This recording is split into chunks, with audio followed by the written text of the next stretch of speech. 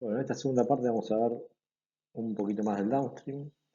Desde el punto de vista de las estrategias de purificación, lo más importante es elegir combinaciones lógicas, teniendo en cuenta las características de las proteínas y de los contaminantes, como para obtener los mayores beneficios de las técnicas y las condiciones de las muestras en el final y en el inicio de cada paso. Por ejemplo, si tenemos que sembrar poco volumen en una muestra, no nos conviene utilizar previamente una muestra que diluya, ¿sí? Y ese tipo de consideraciones es el que tenemos que tener en cuenta. Minimizar la manipulación entre los pasos, por ejemplo, si usamos una técnica que diluye y después tenemos que concentrar, eso sería una manipulación entre los pasos que no estaría, tendríamos que tratar de minimizar. Y acá tenemos algunas técnicas en cuanto a reglas generales que se usan en las etapas de captura, en las etapas de purificación intermedia y en las etapas de pulido.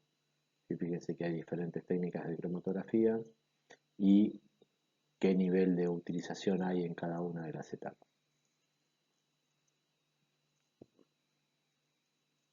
Fíjense lo que les dice acá al final, que de ser posible el producto debe diluir en las condiciones acordes a las necesarias para iniciar el paso siguiente de purificación. De esta manera evitamos procesamiento de muestra o acondicionamiento de muestra entre una etapa y la siguiente, entre una cromatografía y la siguiente. Acá tiene un ejemplo, por ejemplo, si la muestra tiene una baja fuerza iónica, puede usar un IF, luego de la elución tendrá un buffer con una alta fuerza iónica y con eso evito usar una cromatografía de interacción hidrofóbica para agregar contenido salino. Recuerden que la cromatografía de interacción hidrofóbica se potencia las interacciones con alto contenido salino. Por ejemplo, acá tenemos algún ejemplo de árboles de decisión. Si usamos una filtración en gel en un modo desalado, después en la captura utilizamos una cromatografía de afinidad y finalmente en el pulido otra cromatografía de filtración en gel. Y así tienen diferentes ejemplos de procesos racionales para el desarrollo del downstream. Otro ejemplo es luego con la precipitación salina. Lo ideal es una cromatografía de interacción hidrofóbica con captura y después una dilución o desalado para hacer una cromatografía de intercambio iónico o una cromatografía de afinidad. Sí, acá tienen también otro ejemplo de secuencias entre captura, purificación intermedia y pulido, de qué tipo de técnicas se usan en cada una de las diferentes etapas, con un racional lógico de cuál usamos a posterior de cada uno. Aquí tienen otro ejemplo, ¿sí? Una captura por intercambio iónico, con qué tipo de columna, con qué tipo de concentraciones en el buffer.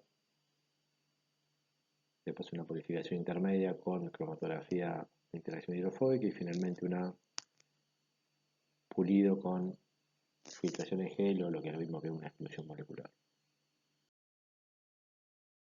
Sobre soportes de columnas no vamos a entrar en detalle, acá tienen algunas características. ¿Sí? Por lo general son materiales inertes con diámetros de partículas perfectamente definidos y controlados, son altamente porosos, eso permite que las partículas o las columnas funcionen como tienen que funcionar. Tenemos diferentes soportes,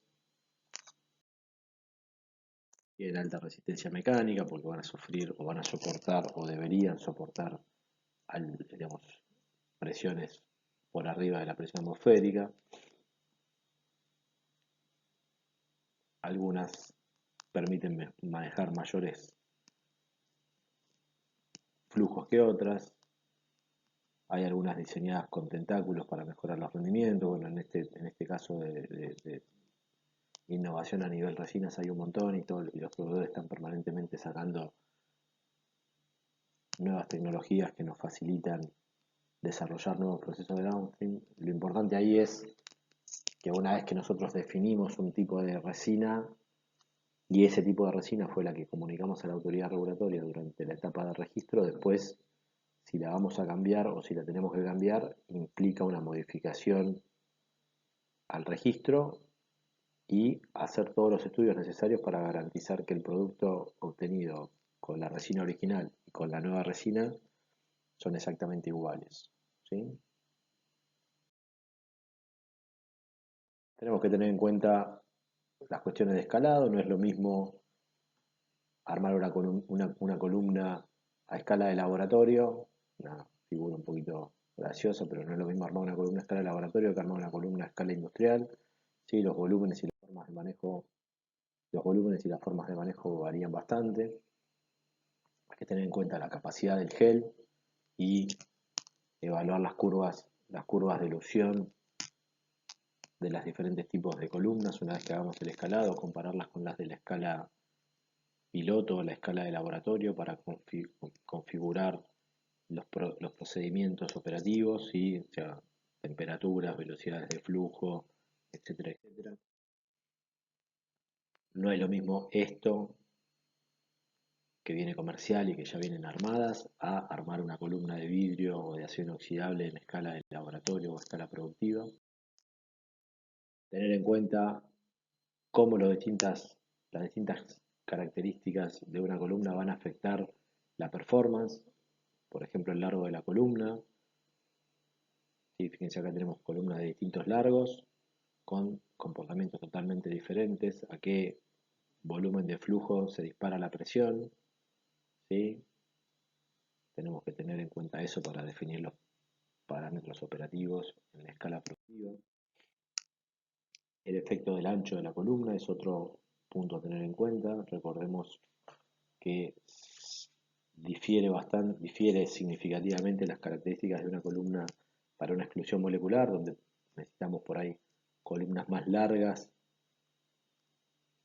y finitas que columnas anchas.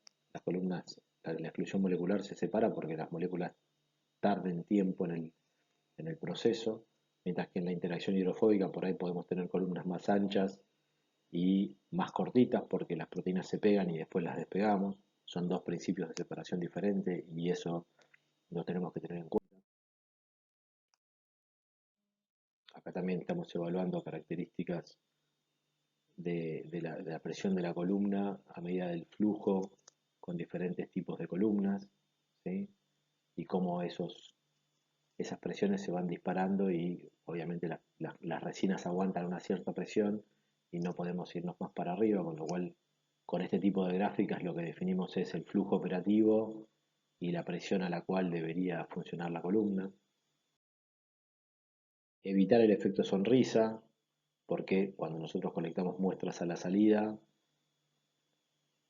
acá vamos, las proteínas que vienen a esta altura se van a contaminar con estas proteínas que por el efecto sonrisa tienen características diferentes a las que vienen corriendo por el centro del canal, por el centro de la columna.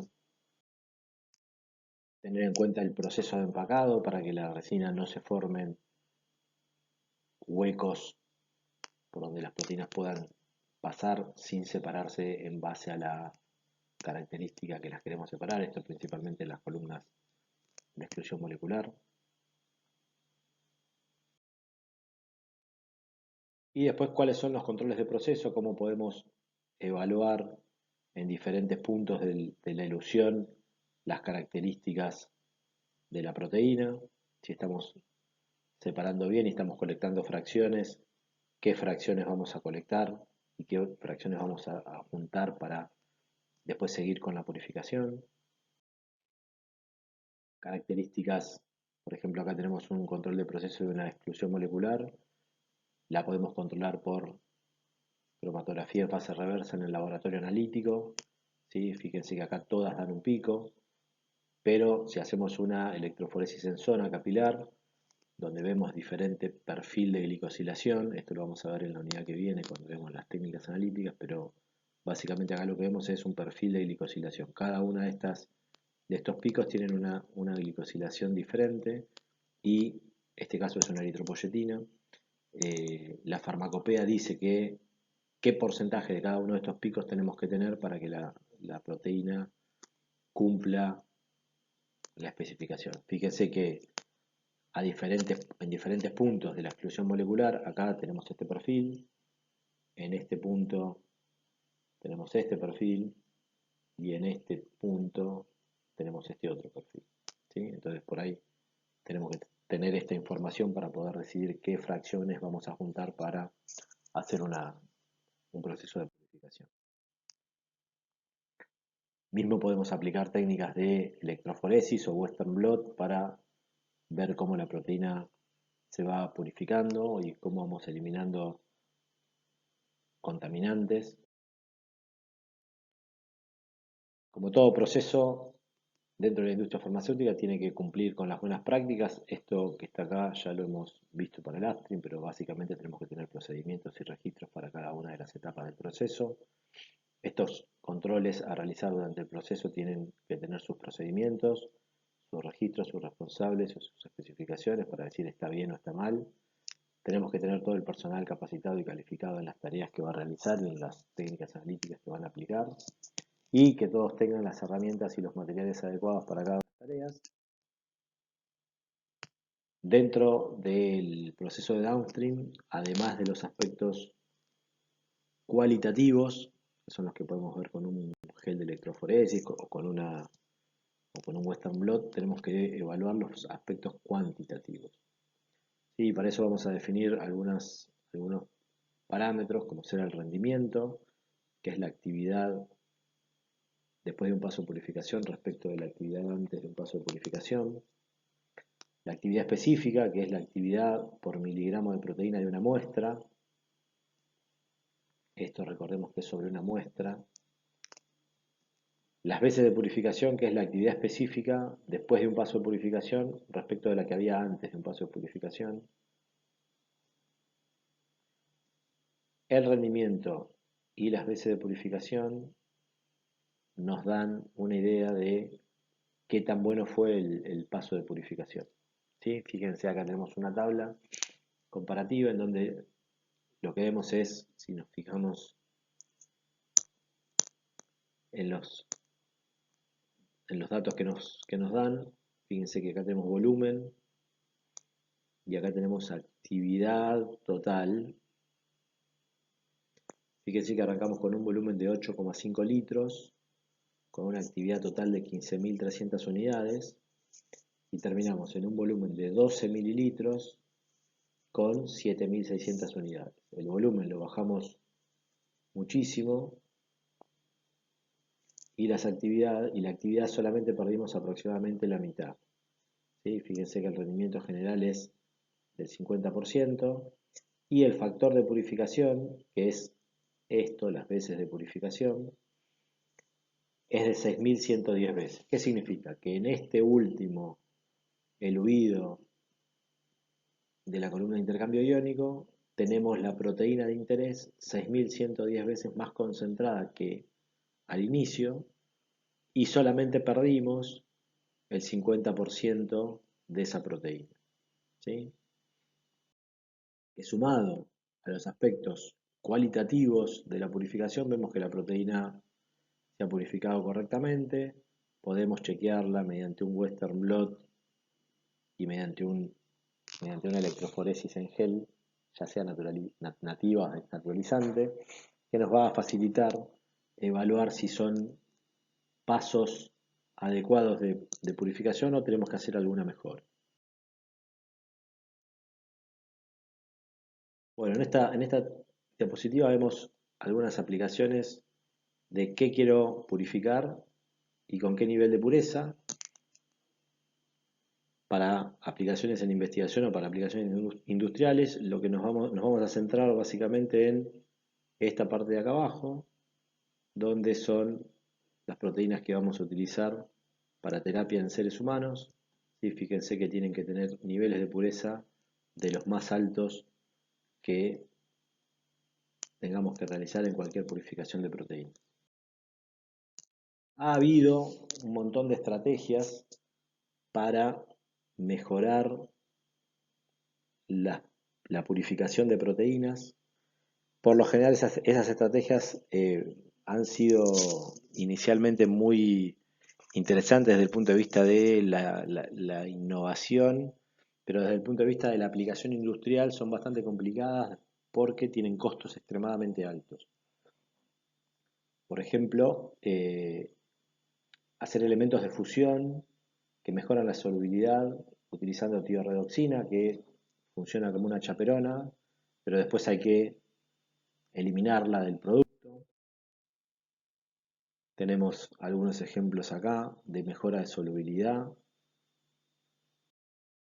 Otra estrategia para facilitar la purificación es el uso de proteínas que unen algún ligando, por ejemplo, esta proteína que une maltosa, que facilitaría la interacción en una columna de afinidad, pero obviamente después hay que eliminar esa proteína que une maltosa de la proteína de interés, con lo cual eso encarece el proceso productivo.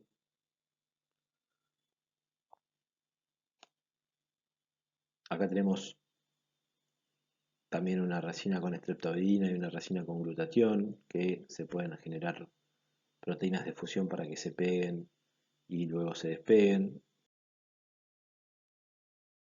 Las colitas de histidina, ¿sí? Poner en el gen 6 histidinas finales para que con esas histidinas puedan interaccionar con níquel y eso facilita en una resina que tiene níquel la purificación de una proteína en un paso solo de purificación. Es bastante bueno desde el punto de vista de la purificación, pero es muy costoso. Y otras estrategias con proteasas que se utilizan para autoclivar el,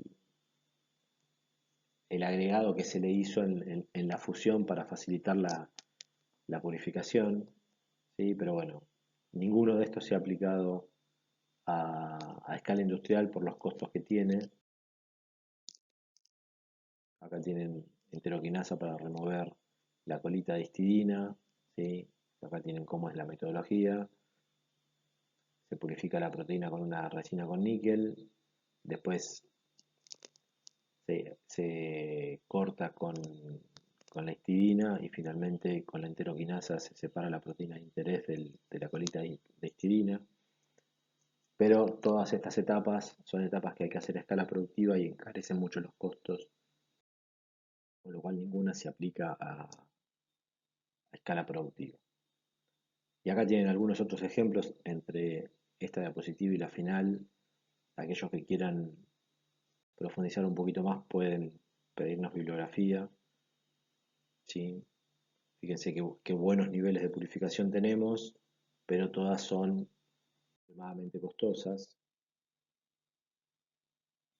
Creo que en alguna de estas figuran los costos a nivel productivo. Acá tienen otra, también con subtilisina modificada. Son buenos para las purificaciones a nivel de investigación en los laboratorios, pero no para aplicación a nivel industrial. Acá también tenemos otra que usa dithiotraitol para separar la proteína. Fíjense el nivel de purificación el que obtenemos, está muy bueno, pero también son costosas. Acá hay uno que se autocliva. Acá está la metodología. Pero los costos, si se ponen a mirar esta parte de acá, los costos son muy altos. Fíjense que el costo de la técnica con dithiotraitol aumenta un 29% los costos productivos, ¿sí? Gastos operativos anuales que pasan de 300 a 700 millones de dólares para el uso convencional o de 83 a 653 en algunas otras tecnologías. Y eso hace que sean inaplicables desde el punto de vista de procesos industriales. Bueno, con esto terminamos la unidad 4. es la parte de downstream. Ya vamos a hacer una clase de consultas y bueno, cualquier cosa tienen el grupo de WhatsApp que pueden enviar dudas también por ahí.